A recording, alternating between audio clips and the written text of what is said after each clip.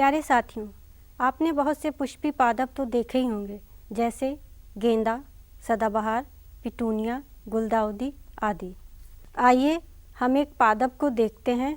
इस पादप के विभिन्न अंग हैं: जड़, तना, पत्ती और फूल।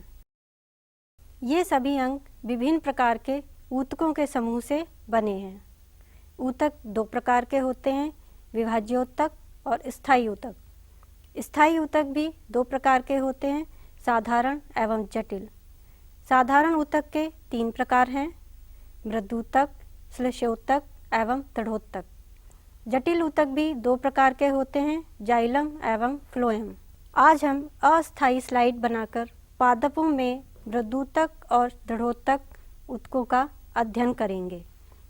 इसके लिए जो सामग्री हमें चाहिए वह इस प्रकार है: वॉच ग्लास या petri dish, slides, cover slip, razor blade, brush, dropper, पानी, सैफरनिन अभिरंजक, ग्लिसरीन, ब्लॉटिंग पेपर और कुछ पादपों की ताज़ी शाखाएं जिनसे हमें दृढ़ूतक और मृदूतक की अस्थायी स्लाइड बनानी है। आइए शुरू करते हैं अस्थायी स्लाइड बनाना। एक पेट्री डिश या वॉच ग्लास में थोड़ा सा पानी डालते हैं।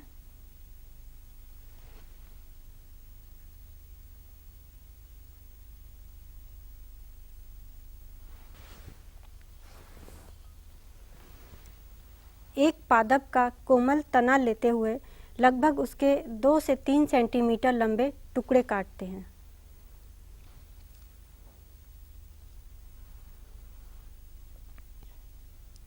इन टुकड़ों को हम वॉच ग्लास में रखे पानी में रखेंगे, जिससे इसमें जो वायु भरी हुई है वह निकल जाए।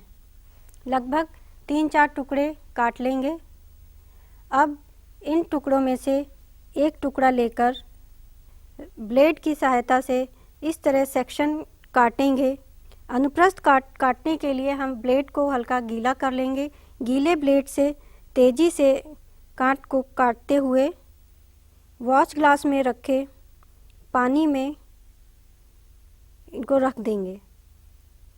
जब आप काट रहे हैं तो ध्यान रहे कि आपकी अंगुली और अंगूठा ना कटे।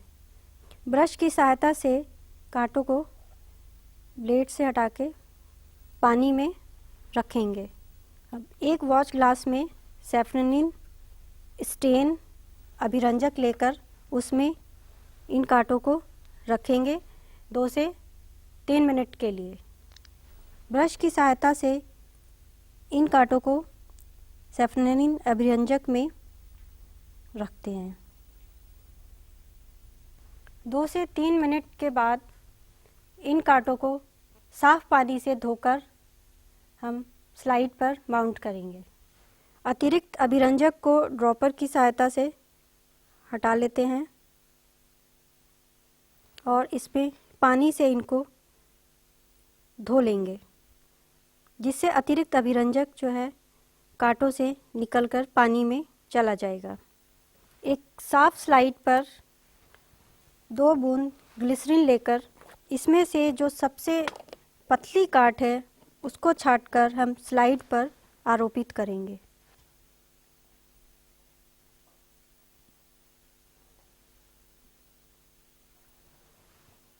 निडल की सहायता से धीरे धीरे कवर स्लिप इस पे रखेंगे। ध्यान रहे कि वायु के बुलबुले ना आए। ध्यान रहे कि कवर स्लिप की सतह पर पानी या ग्लिसरीन की कोई बूंद न आए। अब सूक्ष्मदर्शी की निम्न आवर्धन क्षमता वाले लेंस में काट को देखते हैं।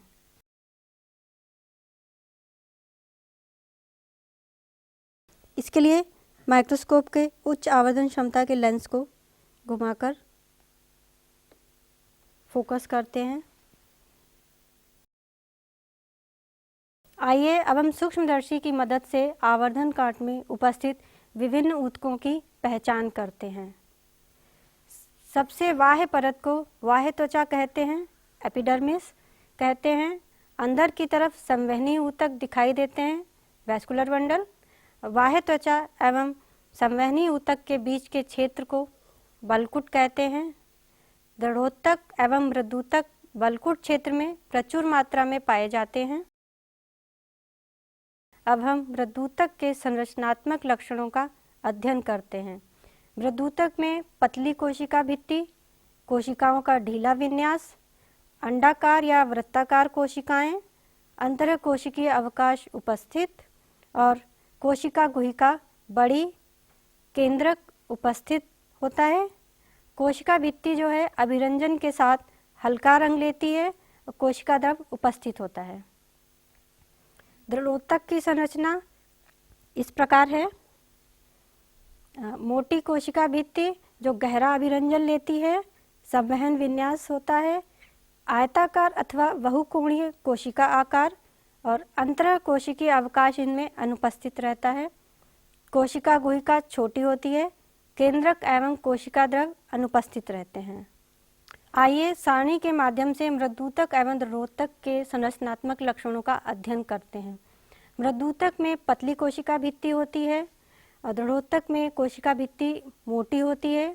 मृदूतकों में कोशिकाओं का ढीला विन्यास होता है और दृढ़ोत्तक में कोशिकाएं टाइटली पैक्ड होती हैं।